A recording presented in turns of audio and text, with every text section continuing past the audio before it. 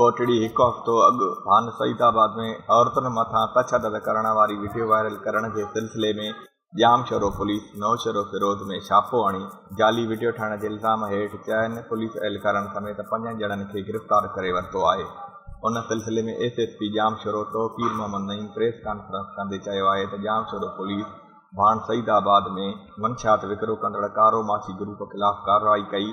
उन जे रद्द अमल में कारो माछी जे अज़ीज़नि पुलिस एहलकारनि अनवर सोलंकी, लियाकत सोलंकी, मुख़्तियार सोलंकी, हाकिम सोलंकी ऐं संदसि साथी राजा सोलंकी नौशरो फिरोज़ जे हिक घर में पुलिस तशदद जी जाली वीडियो ठाहे सोशल मीडिया ते वायरल कराई त जीअं जामशोरो पुलिस खे बदनाम करे सघिजे।